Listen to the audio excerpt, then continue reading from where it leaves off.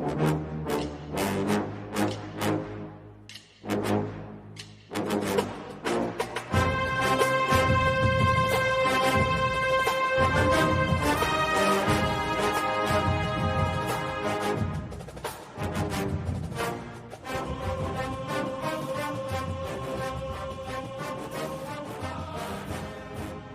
morning, Bucknutters. Welcome to the Bucknuts Morning 5 here on Wednesday, January 5th, 2022. I am Dave Biddle. I am very happy joined by Patrick Murphy, who is playing sick today. Patrick tested positive for COVID yesterday. I was already going to have him on the show, and then he tested positive for COVID last night. And I'm like, I'll get somebody else. You know, I hope you're feeling okay, man. And he's like, I feel pretty good. I could still do the show. I'm thinking, get your rest. You don't need to do the show, but you're a warrior. How are you feeling this morning, man? Not too bad. My voice sounds kind of crappy here, but which is new this morning. I was a little achy the other day, sore throat, as you can tell, headache, things like that, but nothing too bad. And figured it was worth getting tested, given we were on the road for over a week, and came back positive. So I'll be hanging out at home. Steve and I won't be going. Well, I won't be going to Indiana for basketball on Thursday.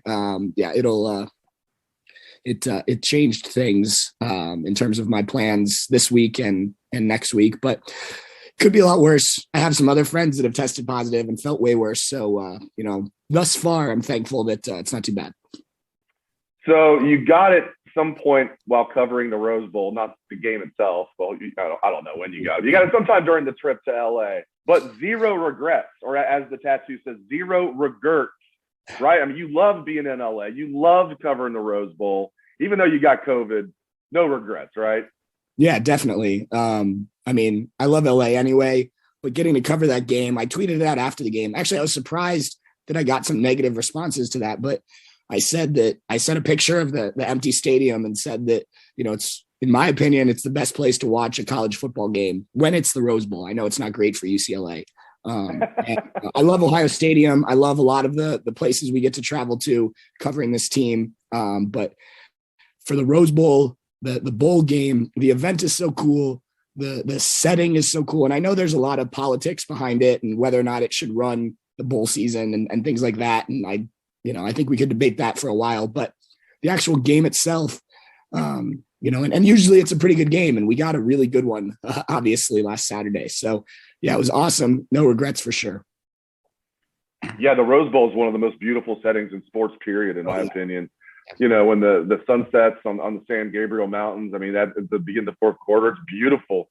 It's beautiful. It was a little earlier this game. Like, I went to go take a picture, and the sun was already – by the fourth quarter, it had already come down too far. So I missed the iconic image.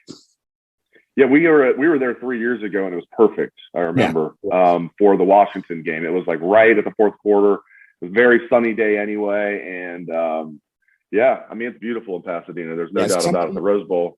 One of the guys working at the media hotel, one of the volunteers, told me that because it was raining the first few days we were out there, like really raining. I mean, like uncharacteristically heavy for LA, and he said that in the history of the Rose Bowl parade, which goes back to like 1888 or something, the parade, not necessarily the game, it is almost always sunny. He said 9 times in the however many years that is, it has rained for the Rose Bowl parade.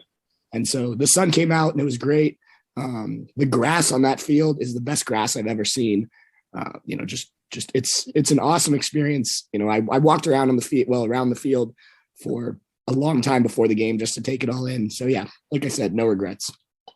The best grass I've ever seen, I'm not even joking about this, was a softball complex in Tifton, Georgia. I played baseball growing up, but I also played slow pitch softball on this traveling team. We went to a national tournament. We actually went there 2 different years. Tifton, Georgia, this little town in Georgia, had this amazing, the outfields there were just absolutely pristine. It was like you're on like a putting green. I've never seen anything like it. Completely random, but that's the best grass I've ever seen was Tifton, Georgia, in this awesome softball complex. I tell you what's not the best field turf is Ohio Stadium, but they're getting that replaced this offseason. Yeah. We're going to get into more about the Rose Bowl later. I'm glad you had a good time out there. I feel bad you got COVID, but I'm glad you're feeling good overall. Well, not good, but could be worse. Let's get into some recruiting. Let's get into some recruiting real quick before we get back into the Rose Bowl, what that means going forward and what it means. I also want to get into the 2022 Buckeyes in general. But what a big get yesterday in recruiting for the Buckeyes. Carson Hinzman, offensive lineman out of Wisconsin. It was down to the Buckeyes and the Badgers. I mean, it does help that Joe Rudolph, Wisconsin's offensive line coach, just took the job at Virginia Tech. Virginia Tech gave him kind of a fancy title, gave him more money. For those that are wondering, why would you leave Wisconsin to go to Virginia Tech for same position? Well, they gave him a fancy assistant head coach title and run game coordinator, and I'm sure, a lot more money. But Carson Hinzman, to get him out of Wisconsin, what a good get. Number 6 interior offensive lineman in the country. He's 6'4", 280 pounds. He's ranked as the number 134 overall player in the country. Gives Ohio State 4 offensive linemen in their 2022 class, 20th commitment overall in the 2022 class. I love this. Kid out of Hammond, Wisconsin, Carson Hinzman. Good get for the Buckeyes. Great get for the Buckeyes, Pat. For sure. I mean, obviously, offensive line, not the sexiest position, but you need those guys, right? And we've seen what happens when you don't have those guys at Ohio State, the really talented offensive linemen. So, yes, a big get. I think I saw on Twitter that this is either the 4th or 5th offensive or Wisconsin player that Ohio State's ever landed. So not often they go in there and beat the Badgers for a guy that the Badgers want, which is weird because most other states, they win a lot of those competitions. But huge get. I think, you remember when Urban came in and his first thing was fix the trenches for Ohio State. And obviously, for the most part, that's been a strength, both sides of the ball for the Buckeyes since then. But you always have to be on top of that. You always have to be bringing in more talent, developing these guys.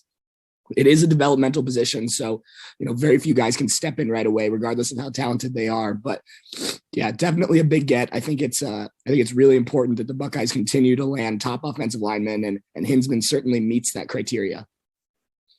And they might land a big-time defensive tackle 3 days from now. The All-American Bowl is Saturday in San Antonio. Hero Kanu. I mean, right now, when you got crystal balls from the Dean, Bill Kurlick, the Fong, Steve Wiltfong, to Ohio State for Hero Kanu. I mean, it kind of tells you everything you need to know right there. I mean, you never say never in recruiting. I get that. But when the Dean and the Fong have put in a crystal ball for a player to Ohio State, that's as close to a lock as you're going to get. Hero Kanu will announce at the Army All-American Bowl. No, it's not the Army All-American Bowl anymore. It's just the All-American Bowl, really the 24/7 Sports All-American Bowl. 6'5", 293 pounds, the number 18 defensive lineman in the country, number 105 overall player in the country, high 4-star young man out of Santa Margarita, California. I love this, Pat. And again, it's not official, Bucknutters, but it's pretty close to official. Yeah, I got to see Hero work out a couple times over the summer at some of those recruiting camps that Ohio State had. Really talented. I liked what I saw from him. Moves really well for a big guy. He's from, I believe it's Sweden originally, and came over in that program that brings football players over from Europe. And you said living out in California, going to high school there. He's a really nice kid, really great kid. I interviewed him twice. I really enjoyed talking to him. He's a big soccer fan, so that helped us connect some things. But yeah, super talented. Again, you get those guys in the trenches, either side of the ball. That's important. Ohio State's losing a number of guys in those positions, especially on the defensive side of the ball. So adding another guy, again, a guy who will probably not have to play right away, but can certainly step in when needed. Larry Johnson, obviously the best in the business in developing these guys, rotating these guys in to get them experience. So, you can understand why a guy like that would want to come to Ohio State, and his talent is certainly Buckeye level. I love the trend of guys that just American football is catching on more in Europe in general. It's never going to be huge over there, probably. It's kind of big in Germany, and you're seeing more guys come over there and play in college football. I mean, Greg Schiano's doing a good job of that. Rutgers had 3 guys on their team from Europe this year. I think they're all coming back next year too.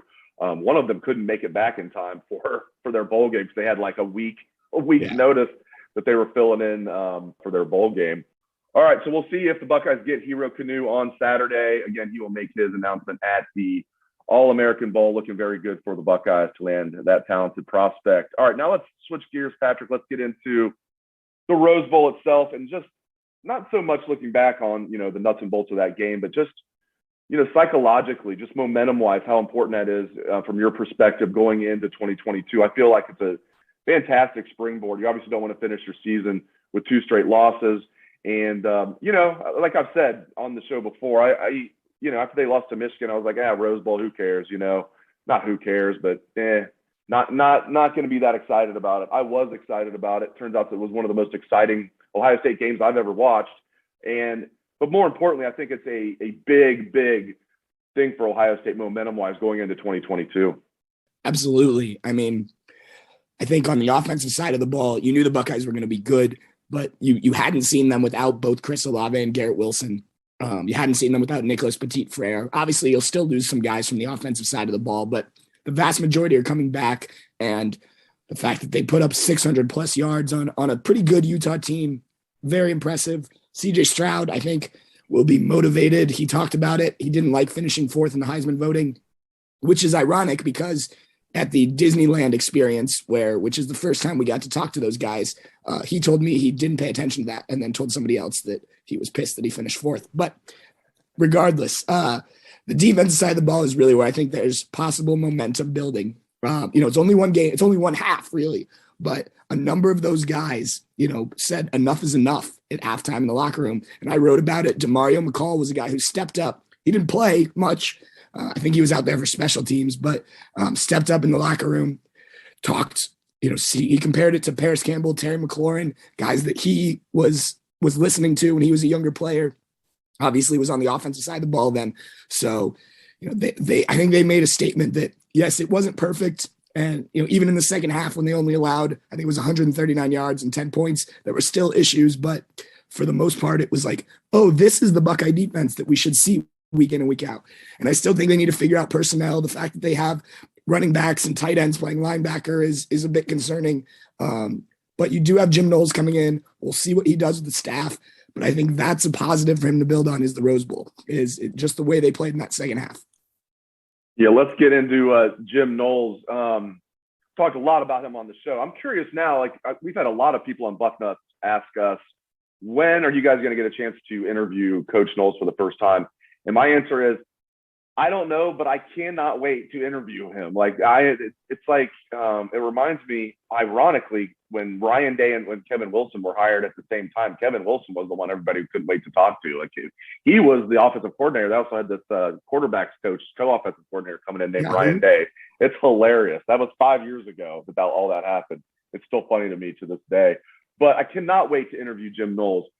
You usually have a pretty good feel for these things. I'm guessing later this month, and no later than signing day. What's now the late signing day, first Wednesday of February. I think that would be the absolute latest we would interview him.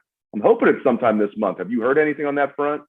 No, when we were in LA, Jerry Emig, the SID, said, he'd definitely get that lined up. He wanted to get back and kind of talk to Jim once he got here and things like that. So I think it's coming. I do think it'll probably be before signing day. I think, let's have those be separate things. I think that's a lot to do on one day. Yes. And Ryan Day even said when he was asked about it at the early signing period, that we would have that opportunity. So they are very much aware that we are eager. Fans are eager to hear from him. I think it'll be this month. When exactly, I don't know. I hope my voice is better by then. That's for sure. We'll get you out of here on this. And you can take a drink of water. I don't know if that's going to cure your throat problem, having one drink of water. But if you want to get a drink of water, as I asked you this last question, feel free. All right, so the last thing here. So sounds like Matt Barnes is on the move. Sounds like he's going to be the defensive coordinator at Memphis.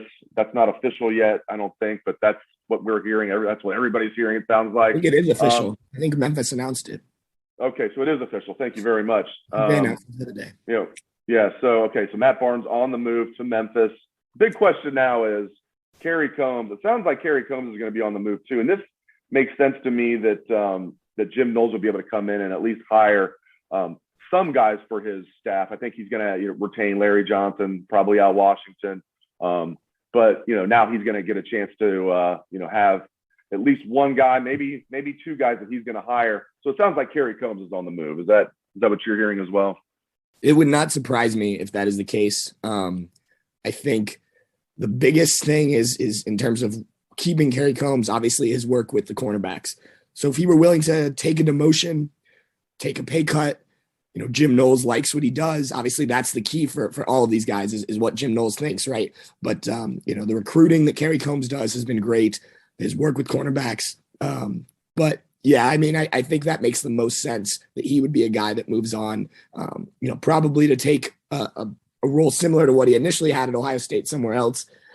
Maybe he has interest in going back to the NFL. I don't know. But, yeah, I think it would not surprise me if he's the one that moves on. And honestly, I think Jim Knowles will evaluate the staff when he gets here.